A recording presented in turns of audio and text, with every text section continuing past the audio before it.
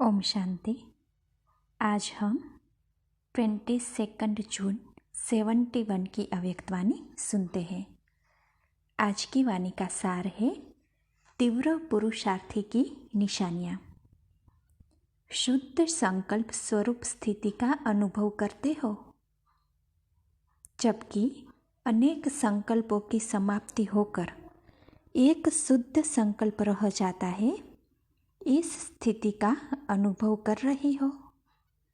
इस स्थिति को ही शक्तिशाली, सर्व कर्म बंधनों से न्यारी और प्यारी स्थिति कहा जाता है। ऐसी न्यारी और प्यारी स्थिति में स्थित होकर फिर कर्म करने के लिए नीचे आते हैं।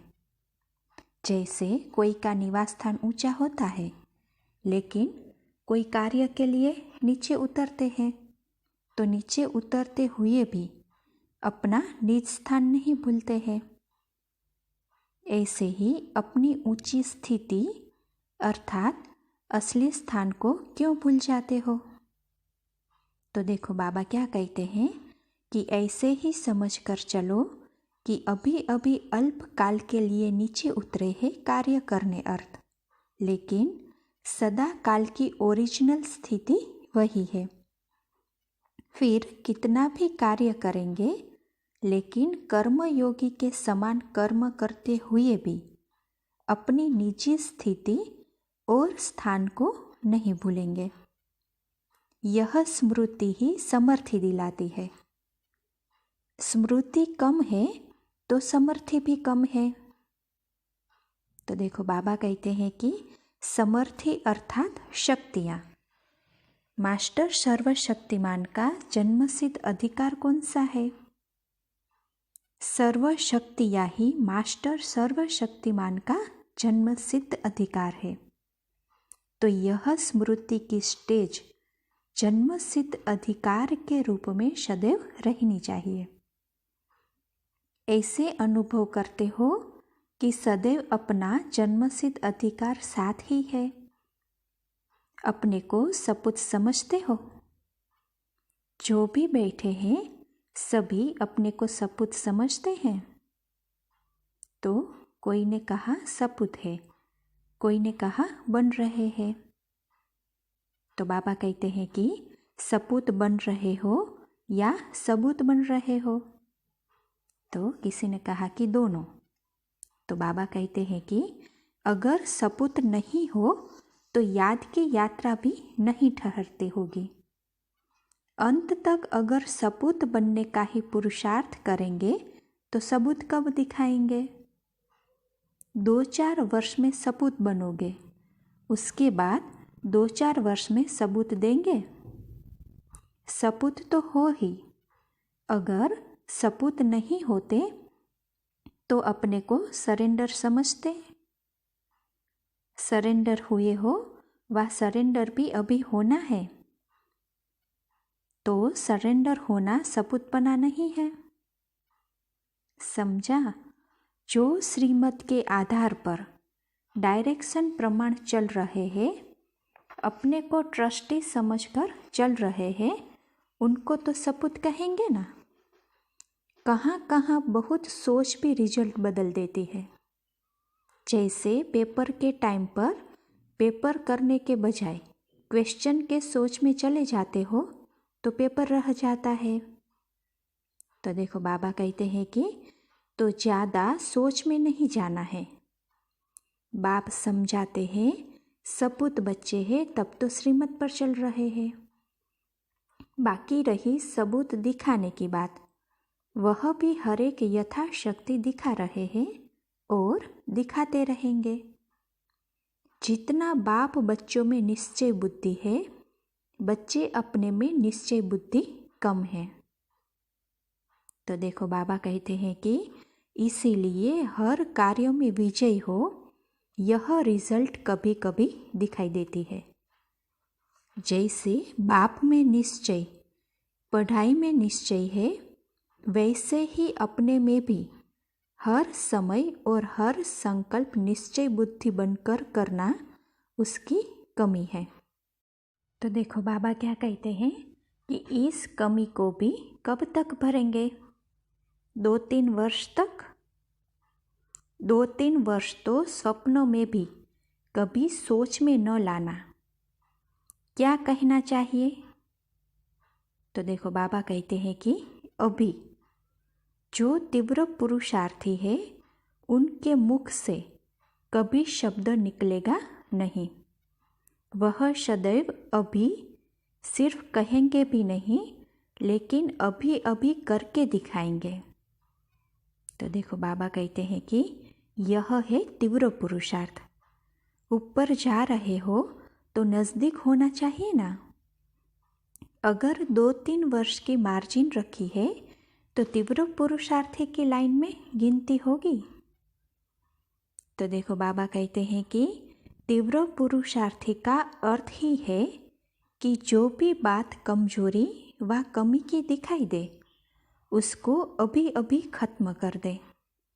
जब स्मृति रहती है तो स्मृति के साथ समर्थी रहने के कारण कोई भी कमी को पूर्ण करना ऐसे लगता है जैसे कोई साधारण कार्य बिगर सोचे ऑटोमेटिकली हो जाता है। यह नेचुरल हो जाता है।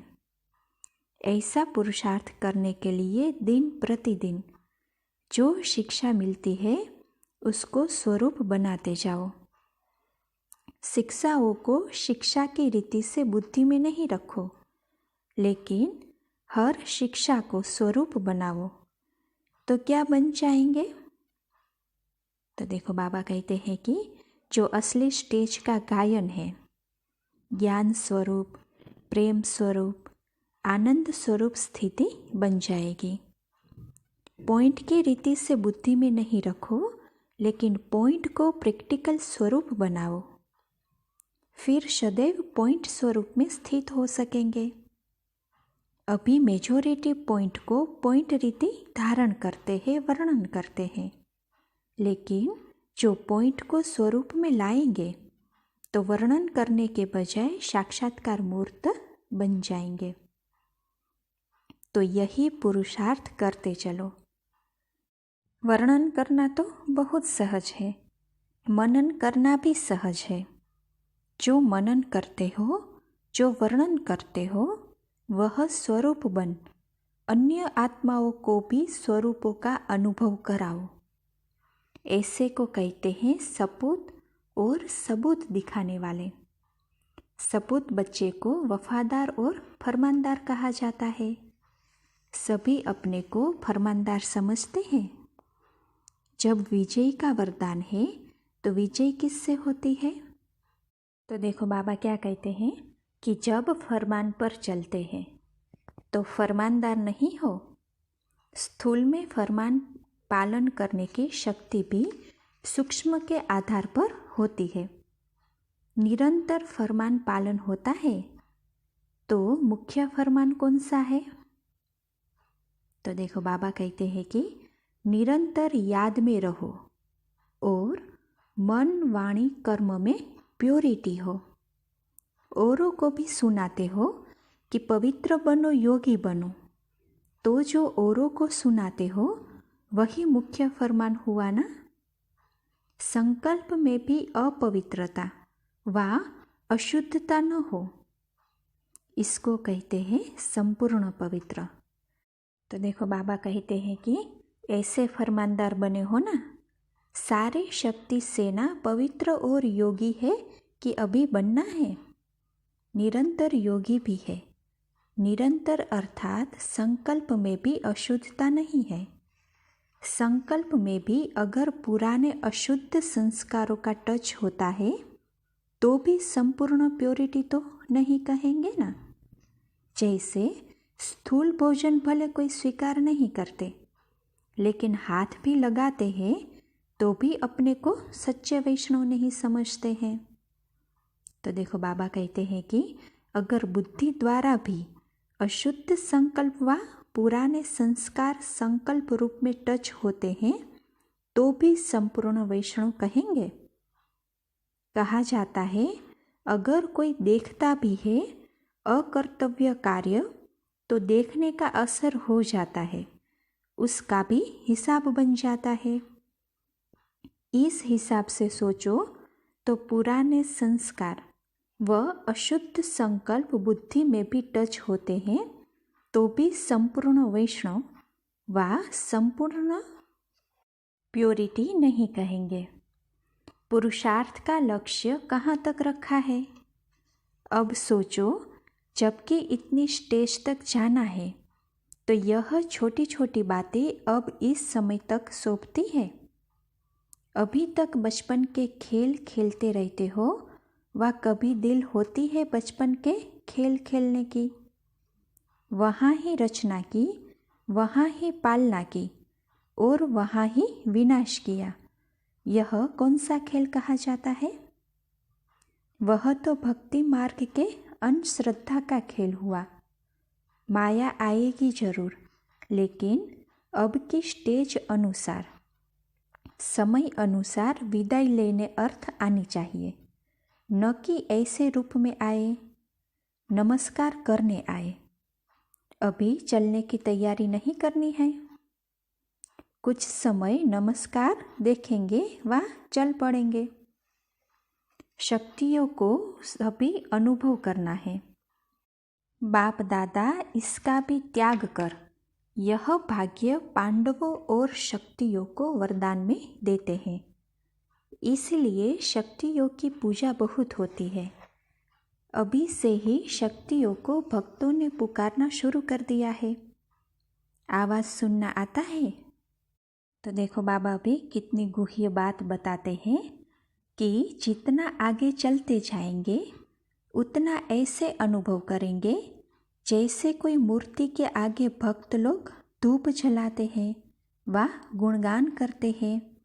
वह प्रैक्टिकल खुशबू अनुभव करेंगे और उनकी पुकार ऐसे अनुभव करेंगे जैसे कि सन्मुख पुकार।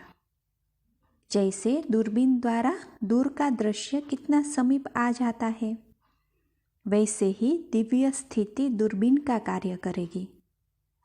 तो बाबा कहते हैं कि यही शक्तियों की स्मृति की सिद्धि होगी और इस अंतिम सिद्धि को प्राप्त होने के कारण शक्तियों के भक्त शक्तियों द्वारा रिद्धि सिद्धि की इच्छा रखते हैं। जब सिद्धि देखेंगे तब तो संस्कार भरेंगे ना। तो ऐसा अपना स्मृति की सिद्धि का स्वरूप सामने आता है। जैसे सन सोज फादर है, वैसे ही रिटर्न में फादर का शो करते हैं। बाप दादा प्रत्यक्ष रूप में यह पाठ नहीं देखते, लेकिन शक्तियों और पांडवों का यह पाठ है।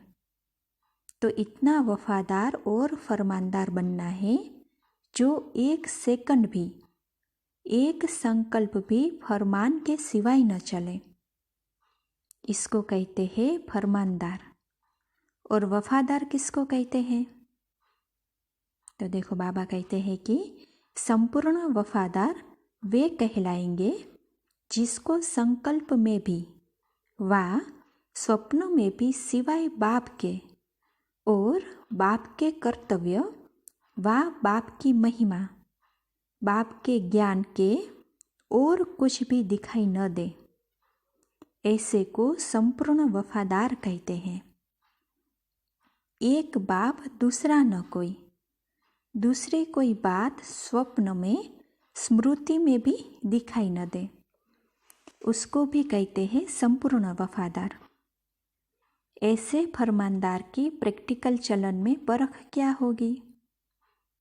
तो देखो बाबा क्या बताते हैं कि सच्चाई और सफाई। संकल्प तक सच्चाई और सफाई चाहिए, न कि वाणी तक। तो देखो बाबा कहते हैं कि अपने आप को देखना है कि कहाँ तक वफादार और फरमानदार बने हैं। अगर एक संग सदा बुद्धि की लगन है तो अनेक संग का रंग लग नहीं सकता। बुद्धि की लगन कम होने का कारण अनेक प्रकार के संग के आकर्षण अपने तरफ खींच लेते हैं। तो और संग तोड़ एक संग जोड़, यह पहला पहला वायदा है। उस वायदे को निभाना, इसको ही संपूर्ण वफादार कहा जाता है। समझा? अच्छा, ओम शांति।